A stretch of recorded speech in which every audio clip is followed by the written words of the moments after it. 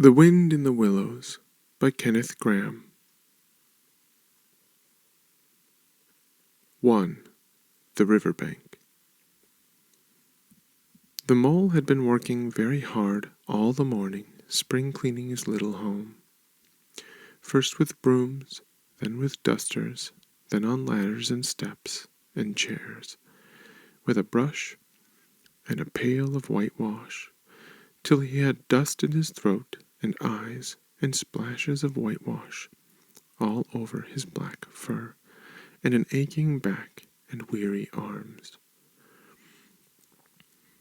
Spring was moving in the air above and in the earth below and around him, penetrating even his dark and lowly little house with its spirit of divine discontent and longing. It was small wonder, then, that he suddenly flung down his brush on the floor, said, "Bother," and "Oh, blow," and also, "Hang spring cleaning," and bolted out of the house without even waiting to put on his coat. Something up above was calling him imperiously, and he made for the steep little tunnel which answered in his case to the gravelled carriage drive owned by animals whose residences are nearer to the sun and air. So he scraped and scratched and scrabbled and scrooged, and then he scrooged again and scrabbled and scratched and scraped, working busily with his little paws and muttering to himself, up we go, till at last, pop! His snout came out into the sunlight, and he found himself rolling in the warm grass of a great meadow. "This is fine," he said to himself. "This is better than whitewashing."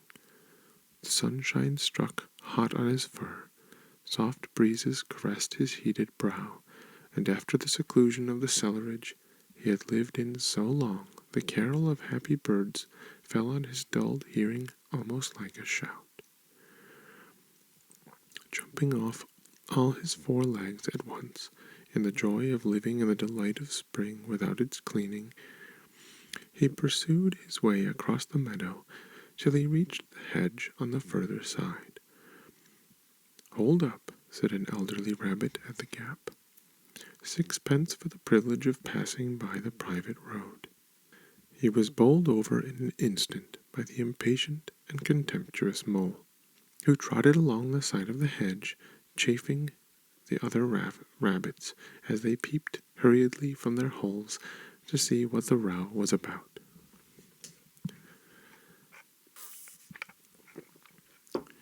"Onion sauce, he remarked jeeringly, and was gone before they could think of a thoroughly satisfactory reply.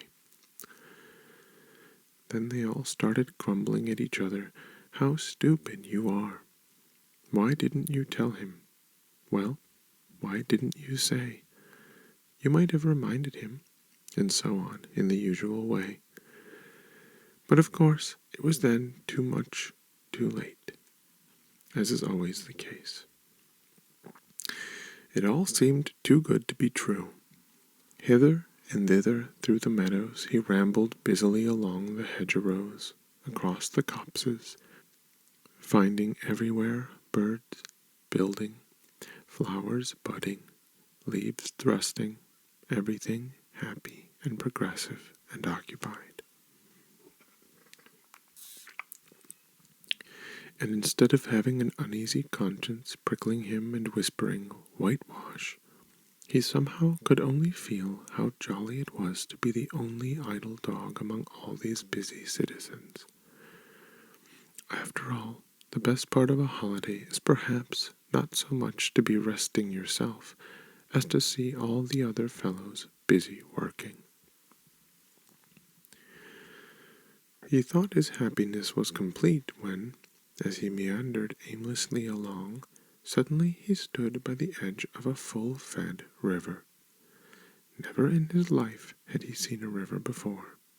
This sleek, sinuous, full-bodied animal, chasing and chuckling, gripping things with a gurgle and leaving them with a laugh, to fling itself on fresh playmates that shook themselves free and were caught and held again.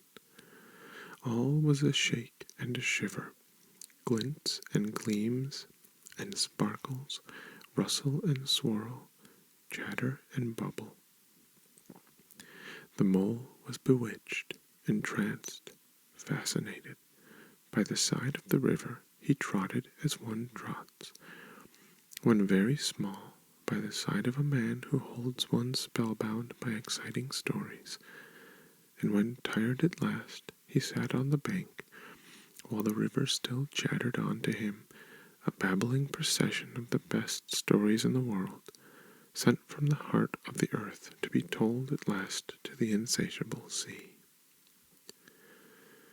As he sat on the grass and looked across the river, a dark hole in the bank opposite, just above the water's edge, caught his eye, and dreamily he fell to considering what a nice, snug dwelling place it would make for an animal with few wants, and fond of a bijou riverside residence, above flood level and remote from noise and dust. As he gazed, something bright and small seemed to twinkle down in the heart of it, vanished, then twinkled once more like a tiny star. But it could hardly be a star in such an unlikely situation, and it was too glittering and small for a glowworm. Then, as he looked, it winked at him, and so declared itself to be an eye, and a small face began gradually to grow up around it, like a frame around a picture. A brown little face with whiskers, a grave, round face with the same twinkle in its eye that had first attracted his notice. Small, neat ears and thick, silky hair. It was the water rat. Then the two animals stood and regarded each other cautiously. "Hullo, Mole," said the water rat. "Hullo, Rat," said the Mole.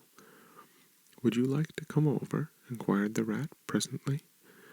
"Oh, it's all very well to talk," said the Mole rather pettishly, he being new to a river and riverside life and its ways. The rat said nothing, but stooped and unfastened a rope and hauled on it, then lightly stepped into a little boat which the Mole had not observed, and it was painted blue outside and white within, and was just the size for two animals, and the Mole's whole heart went out to it at once, even though he did not yet fully understand its uses. The rat sculled smartly across and made fast.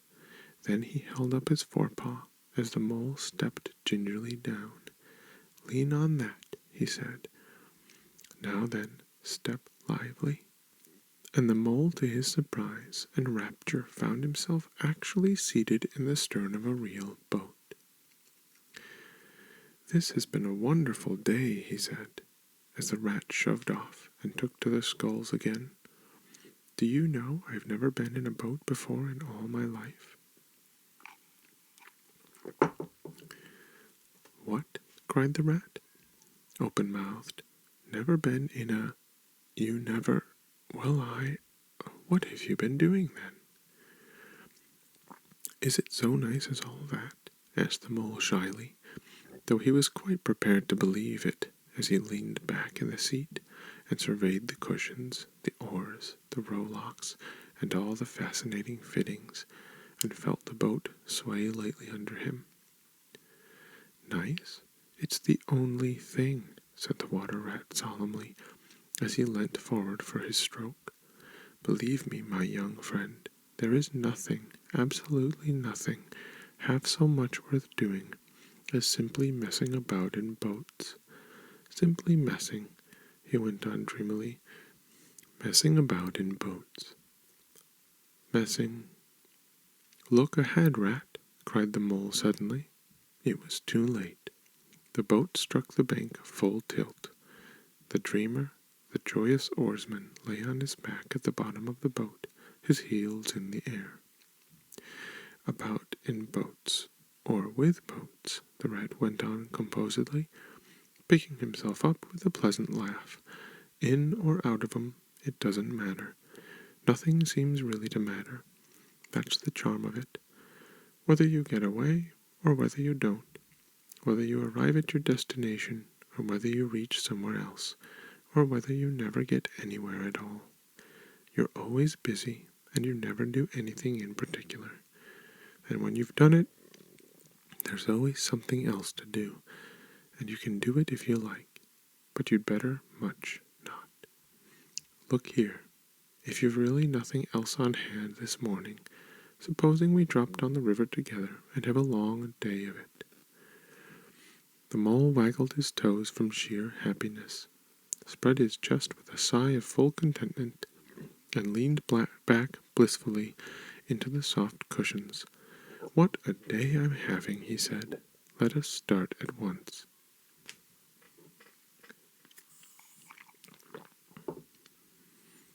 "Hold hard a minute, then," said the rat. He looped the painter through a ring in his landing stage, climbed up into his hole above, and after a short interval reappeared staggering under a fat wicker luncheon basket. "Shove that under your feet," he observed to the mole, as he passed it down into the boat. Then he untied the painter and took the sculls again. "What's inside it?" asked the mole, wriggling with curiosity. "There's cold chicken inside it," replied the rat briefly. "Cold tongue, cold ham, cold beef, pickled herring, salad, French rolls, sandwiches." "Oh, stop, stop," cried the mole in ecstasies. "This is too much." "Do you really think so?" inquired the rat seriously. "It's only what I always take on these little excursions, and the other animals are always telling me that I'm a mean beast and have cut it very fine." The mole never heard a word he was saying. Absorbed in the new life he was entering upon, intoxicated with the sparkle, the ripple, the scents and the sounds and the sunlight, he trailed a paw in the water and dreamed long waking dreams. The water rat, like the good little fellow he was, sculled steadily on and forbore to disturb him. "I like your clothes awfully, old chap," he remarked after some half an hour or so had passed. "I'm going to get a black velvet smoking suit myself, some day, as soon as I can afford it." "I beg your pardon," said the mole, pulling himself together with an effort. "You must think me very rude, but all this is so new to me. So this is a river." "The river," corrected the rat. "And you really live by the river? What a jolly life." "By it, and with it, and on it, and in it," said the rat. "It's brother and sister to me, and aunts, and company, and food and drink, and naturally washing. It's my world, and I don't want any other. What it hasn't got is not worth having, and what it doesn't know is not worth knowing. Lord, the times we've had together, whether in winter or summer, spring or autumn, it's always got its fun and its excitements. When the floods are on in February, and my cellars and basements are brimming with drink that's no good to me, and the brown water runs by my best bedroom window, or again when it all drops away and shows patches of mud that smells like plum cake, and the rushes and weed clog the channels, and I can potter about dry-shod over most of the bed of it, and find fresh food to eat, and things careless people have dropped out of boats. But isn't it a bit dull at times?" the mole ventured to ask. "Just you and the river, and no one else to pass a word with? No one else to— Well, I mustn't be hard on you," said the rat with forbearance. "You're new to it, and of course you don't know. The bank is so crowded nowadays that many people are moving away altogether. Oh no, it isn't what it used to be at all. Otters, kingfishers, dabchicks, moorhens, all of them about all day long and always wanting you to do something, as if a fellow had no business of his own to attend to." "What lies over there?" asked the mole, waving a paw towards a background of woodland that darkly framed the water meadows on one side of the river. "That? "Oh, that's just the wild wood," said the rat shortly. "We don't go there very much, we river bankers." Aren't they very nice people in there?" said the mole, a trifle nervously. "Well," replied the rat, "let me see.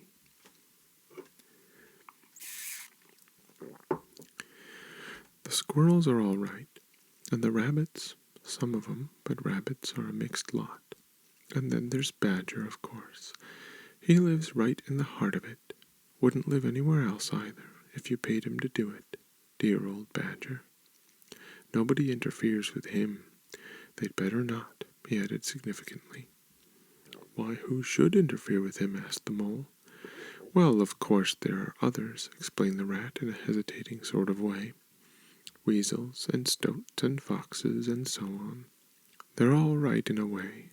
I'm very good friends with them, past the time of day when we meet and all that.